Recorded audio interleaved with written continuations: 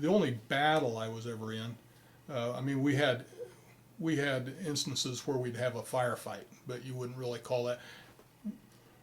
The Viet Cong would hit and take off, so you would have a firefight, but it would be over fairly quickly. But we got into it with the NVA towards the end of my tour. In fact, the last day I was in the jungle, I was taken out by a helicopter for wounds. But we, in the end of February 1970, we were walking, and we had 2 platoons plus a command post, and then we had another platoon that was off to the side somewhere for reinforcements if we needed them. And we were looking for bunkers that we knew were out there, and the feeling was very tense. It was different than any other time during the year. And we found the bunkers on the last day of February, but it was late in the day, so we said, hey, let's pull back and let artillery come in here, and we did that. We went back, I don't know, half a click, I guess, or maybe even further than that. During the year, you become, and you're sleeping in the jungle. We didn't make noise in the jungle. We were very quiet. And during that time, you would develop the ability to wake up just to roll over. I did that every time I moved in my sleep. I'd wake up first, and I think everybody did that because you just didn't want to make noise. And during that night, I'm listening for artillery, and I only heard 1 round. Now my captain, who's a friend of mine, says, no, that's not true. There was a lot more than that going. But he wasn't there at the time, but he'd talked to the forward observer. So at any rate, we went back in the morning, and we went in wrong. We went in the same way we'd come out, and they were waiting for us. And they hit us, I don't know, 7 in the morning, and we fought with them till about 4 in the afternoon. Oh, we had, that day we had 32, now this is a guesstimate, but 32 guys in our platoon, 16 of them were dusted off. Oh, and we lost 2. We lost my lieutenant, Terry Bull, who was from Littleton, Colorado, right here up in the Denver area. Nice guy. Nicest lieutenant I had over there, and he was fairly new. He was killed almost right away, instantly. And I was walking, when we walked into that, I was like 7th back from the front, and my lieutenant was in front of me, well, not directly in front of me, but somewhere up, one of the 7 up front, or 6 up front. And when we got close, there was a guy named Mike Camrat in front of me, who was a good friend of mine. He was from the Chicago area, and really talented guy. And I smelled him. I could smell him. And I touched him on the shoulder, and we're walking real quiet, and he turns around to see what I want, and I point to my nose, and he nodded because he could smell him too.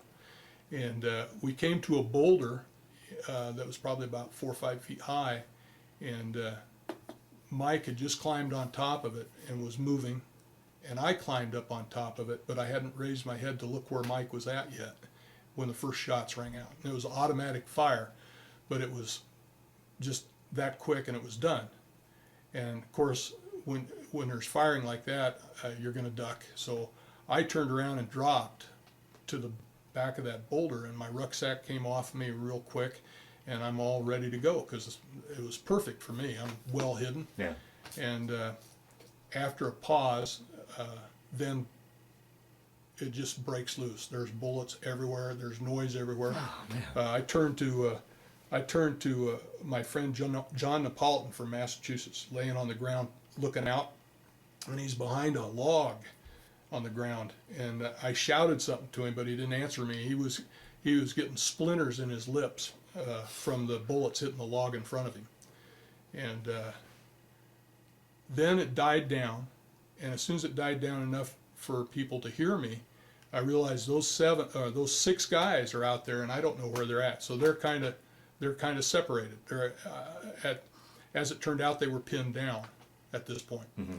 They took probably the brunt of the fire, although the fire went all the way back.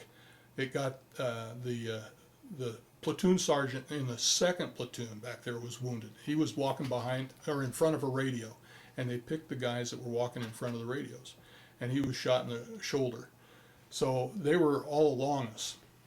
And I turned and I realized those 6 guys are out there and we've got to reconnect and we got to do it quickly. So I said, I looked, there's no radio, no officer, no medic. So I said, I need you to pass the word back that we need a medic up here, we need an officer, and we need a radio. And then I need some M16s to follow me. And I turned around and climbed that boulder again. Didn't look back. It's just like leaving home. I didn't look back because I was afraid nobody'd be there.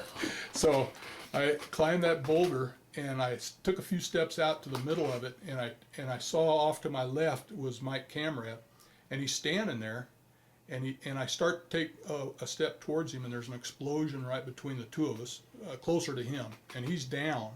So I start running for him, and realize there's a guy right next to me that followed me. So there's 2 of us up there, and we grabbed him together and picked him up, and he's still alive, he's fine. He looks good, except he's all bloody. I mean, he's still coherent. Yeah. So I grabbed one arm, and the other guy grabbed his other arm, and we start carrying him back to behind that boulder, and I dropped my steel pot came off my hat, so I let him take him the last few steps, and I grabbed my steel pot, put it on my head. Boy, you can visualize this stuff. I mean, it's just like it's still there. Wow. I put that steel pot on my head and turned and fired into the bushes on the right side, and then jumped back behind the boulder. And that was probably about 7:15, 7:10, 7:05, I don't know, somewhere in there. Yeah. I didn't carry a watch, Yeah. but it was early in the morning. 4 o'clock in the afternoon, or 3:34, I'm looking over, I'm laying down prone, facing outwards, and every once in a while we'll take fire, but it's not full blown. And I looked over to that boulder, and I had a friend named, he was a skinny little red-haired kid from, actually originally from California. His name was Phil Salois, he pronounces it as French. I called him Salois because I didn't know it was French. So Phil Salois, or Salois, he's over there next to this boulder, and one of my squad members, Herb Klug, is over there with him. And the 2 of them are talking, and I thought it was weird that they were just sitting there talking to each other. Well, Phil had decided, and I'm not real religious, but he had prayed. He prayed to God, and he said, I'm going to do something crazy here. I'm going to go out and get those guys. And if you help me get through this, I'll do whatever you want. Honest truth. You got to go interview Phil. So he started to go, and Herb stopped him and said, hey, wait a minute, what are you doing? Phil told him, and he says, well, I'll go with you, but we got to have a plan. So they devised a plan where one of them would lay down fire while the other one moves. And I just turned back to my front because I didn't know what they were talking about. And about, maybe a few minutes later, I can hear the shooting intensifies, but it's all out front. And it's, Phil carried that M79 grenade launcher, and it's a breech thing. You get one shot, and it's we called it a thumper. And I heard that going off with an amazing frequency. He's got to reload every time. I'm going, how's he doing that? I said, I turned over and I saw that they weren't there. I told somebody next to me, I said, that's the Lois out there. I was amazed. And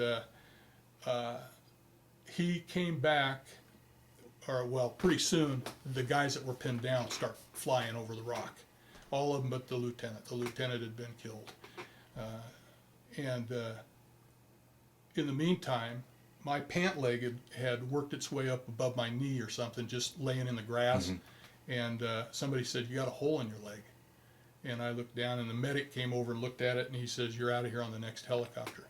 And I said, all right. And I wasn't hurt that bad. I probably should have stayed, but boy, we were all ready to leave at that time. And I left on the same helicopter my lieutenant left on. So I had and they did a jungle extraction on me there because they couldn't land a helicopter. So they brought down the extractor, and I get on that, and I'm going up, and I'm feeling like I got a big bullseye on my chest. No kidding. That was kind of scary, but eventually, and then we're hovering up there, and they extracted the lieutenant, and I rode back with his body. Oh, man. And let's see, Herb Klug was killed coming back. Were you just running off adrenaline that you just didn't feel your wound, or what? Didn't feel it, but I think it was just that minor. It left a hole, but it didn't really bleed that much. So I wasn't too concerned about it, but I was happy to leave. Yeah. And that was getting towards the end of your tour to begin? I mean, I had 30 days left, and I'm still out there in the middle of the jungle. That was I wasn't real happy about that. I was probably more mad that day than I was scared. I thought I was going to die. I thought we might all die that day. And I said, this just. They said if you're going to get hurt, it's going to be at the beginning or the end. That's what I've heard. Yeah. And I managed to do both, but Herb Klug got the DSC for that. Wow. Actually, it probably could have been both of them because it was Phil's idea, but he was unscratched. And he's a priest.